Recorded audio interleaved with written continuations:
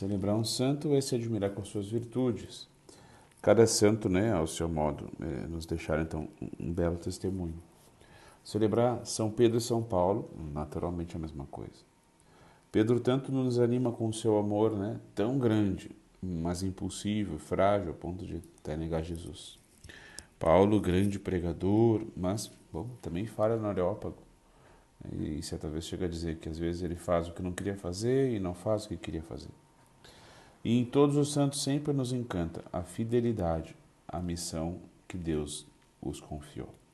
E isso nos encanta muito nesses dois gigantes, né, Pedro e Paulo, que foram fiéis até o martírio. É Paulo quem diz, mas Pedro podia também dizer a mesma coisa, né? Combati o bom combate, completei a corrida, guardei a fé. Sofreram muito, foram presos, chicoteados, caluniados, humilhados, mas plantaram a igreja, regando-a com seu sangue, beberam do cálice do Senhor e se tornaram amigos de Deus.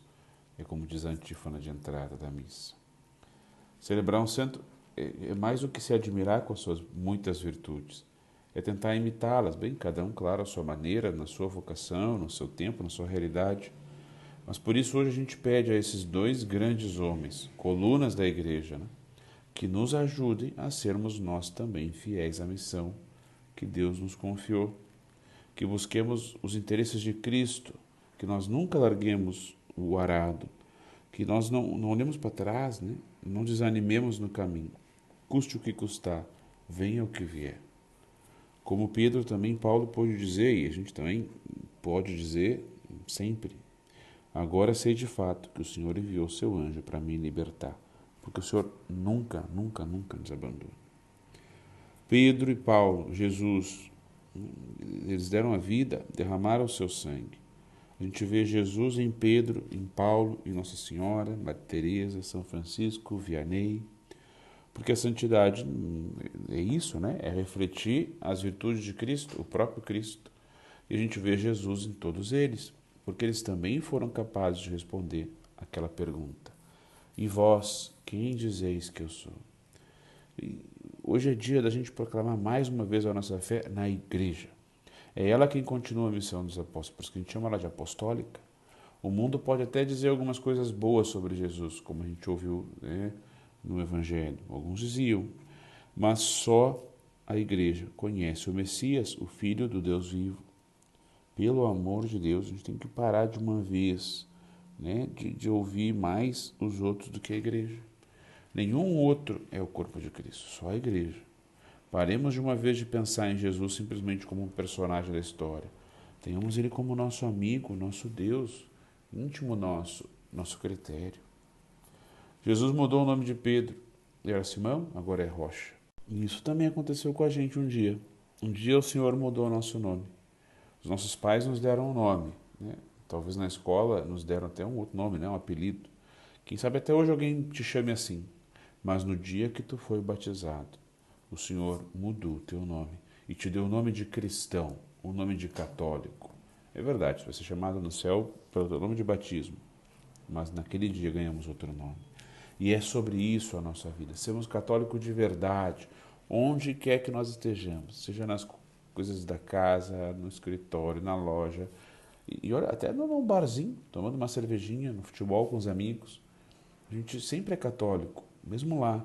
Mesmo que lá não nos chamem pelo nome de batismo, mas pelo apelido, né, sei eu. Mesmo lá, eles precisam saber que está ali um católico de verdade. Mesmo que isso seja motivo mais de piada do que de admiração, não importa. Porque para alguém, em algum momento, nós vamos sim dar testemunho. Vamos dar fruto bom, né, verdadeiro, porque nós somos parte dessa pedra. Rocha firme da igreja, corpo do Senhor. Somos alimentados pelo seu corpo e o seu sangue. E o Senhor, Ele é fiel. Temos um nome grande, o de cristão, né? Isso é muito grande, porque significa que nós somos outro Cristo. Somos escolhidos, ungidos. E aqui Pedro nos anima mais uma vez. Ele não mudou de vida assim tão rápido quanto mudou o nome, né? Ele não se tornou rocha firme assim, num estalar de dedos. Na versão de Marcos, desse trecho de hoje do Evangelho, que é a versão do próprio Pedro, né? Logo depois dessa cena, ele quer mudar a missão de Jesus e, como a gente já sabe, vai abandonar depois, trair o mestre na sua pior hora. Mas se a gente perseverar como Pedro, o Senhor também vai nos transformar, vai nos formando, também vai converter a nossa vida em rocha firme. Pedro e Paulo, os dois nos animam. Nunca desistir de nós mesmos e nem daqueles que não amam a Deus ainda. E quem sabe até daqueles que perseguem a Deus, a sua igreja. Ninguém foi longe demais para ser alcançado pela misericórdia de Deus. Ninguém. Nunca desistamos de pedir perdão, de recomeçar, começar e recomeçar. E nunca desistamos de rezar, fazer mortificação, oferecer obras pela conversão de alguém. São Pedro foi preso num dia de pães ázimos. Foi num dia de pães ázimos também que Jesus instituiu a Eucaristia. Jesus se dava como sacrifício para a igreja. E Pedro também se dava naquele dia, né, disposto a morrer por Jesus. Naquela vez da instituição da Eucaristia, Pedro tinha prometido entregar sua vida por Cristo, né? Mas não conseguiu. Agora entrega, está disposto a morrer por Jesus. São Paulo perseguia Jesus, perseguia a igreja, mas depois se converteu. Converteu até Santo Agostinho, uma das suas cartas, né? Converteu ele. Nós também às vezes traímos Jesus, também ferimos a igreja com o nosso pecado. Mas Jesus tem paciência com a gente, porque também quer nos transformar em apóstolos, em testemunhas. Tu és Pedro, sobre essa pedra edificarei a minha igreja. A igreja de Cristo é a igreja católica, é a comunidade daqueles que se unem a Pedro em proclamar e viver a fé em Cristo. Cristo quem edifica, sustenta, nutre a igreja e, em última análise, é Cristo a própria igreja. Mas não se pode ser verdadeira e plenamente na igreja, né? Não se pode estar na igreja verdadeira e plenamente, se não se está em comunhão com a fé de Pedro e com a sua autoridade, hoje sobre o Papa Francisco. Porque nós rezamos tanto, como fez a igreja, né? Por Pedro na primeira leitura.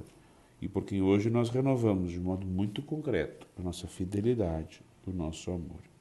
A Virgem Maria foi também fiel e deu testemunho, né? Ela é a rainha dos apóstolos, ela é mãe de Deus, mãe da igreja, é nossa mãe. Ela quer sempre nos ajudar.